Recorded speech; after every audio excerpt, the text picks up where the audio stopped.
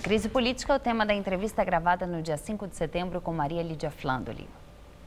Para falar sobre a permanente luta pelo respeito aos direitos humanos e Estado de Direito, entrevisto o advogado Marcos da Costa, presidente da Ordem dos Advogados do Brasil, Seção São Paulo.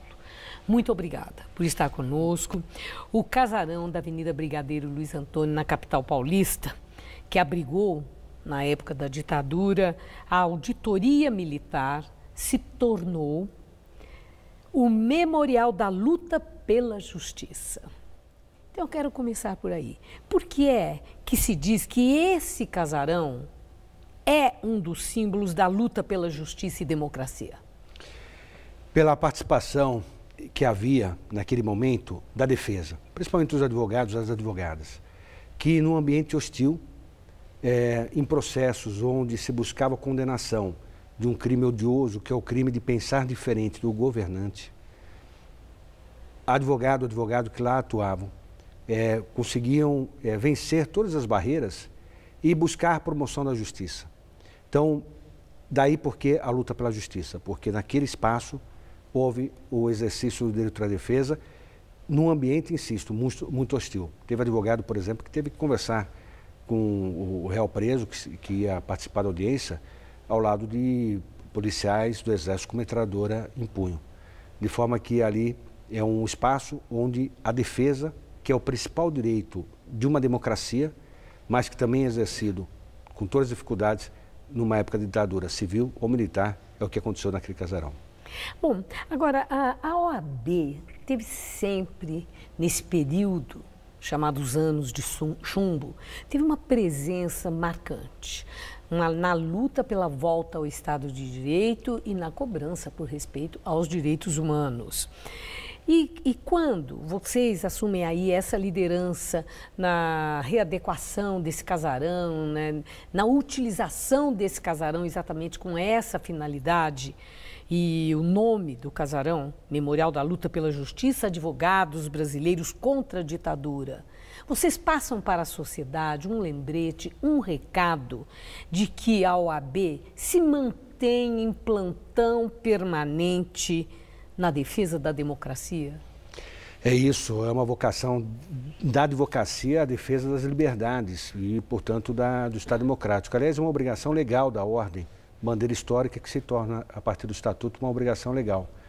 E a intenção é exatamente essa, é resgatar aquele prédio, restaurar o prédio, fazer o trabalho museológico, resgatar toda a história, todo o legado, os processos da época, as sustentações orais, contando um pouquinho para o jovem, para o estudante, como foi construído o que nós temos hoje em termos de espaço democrático. E vocês têm documentação, material, testemunhos sobre esse período? Temos bastante material, inclusive agora nós temos uma exposição com vozes da defesa, onde há sustentações orais gravadas no Superior Tribunal Militar, lá em Brasília, grandes advogados como o Sobral Pinto, por exemplo, e documentos, processos disponíveis. Mas nós estamos agregando mais.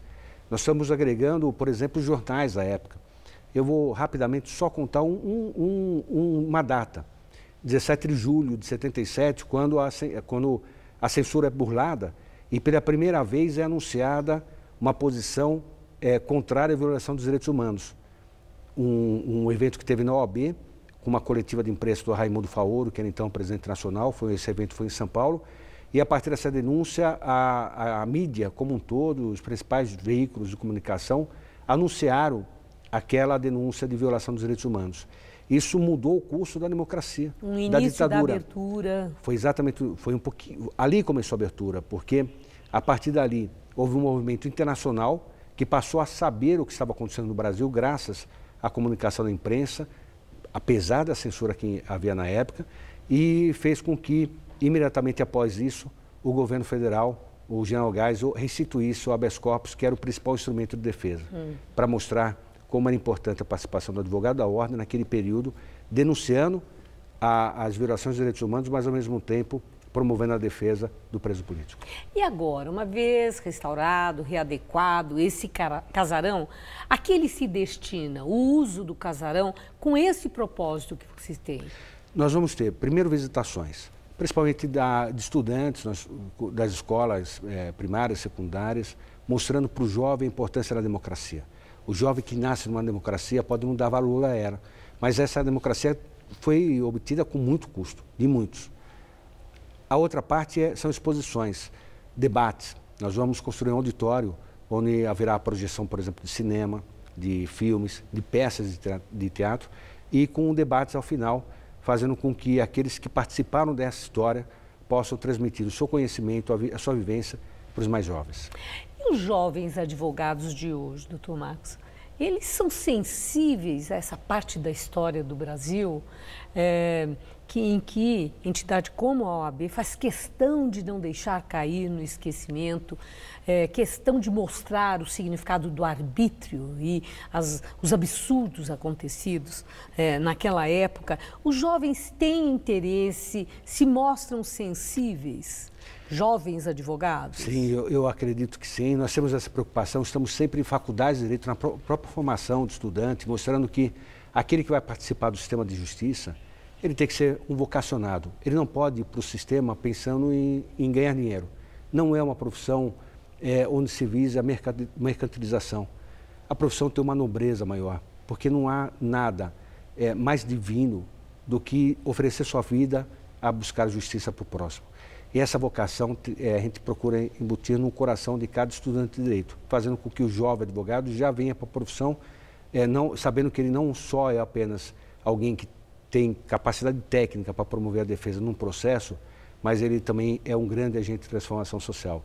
E como nós precisamos de pessoas com vocação para servir o próximo nesse momento do país. E é muito bom ouvir isso, que não há uma preocupação numa entidade representativa de classe apenas com tecnicismo, eficiência e sucesso na profissão, mas sim a sensibilidade para a defesa de valores, de princípios fundamentais e a defesa de todos, que é a defesa dos direitos humanos. E eu agradeço muito sua entrevista. Uma boa noite. Obrigada. Muito obrigado.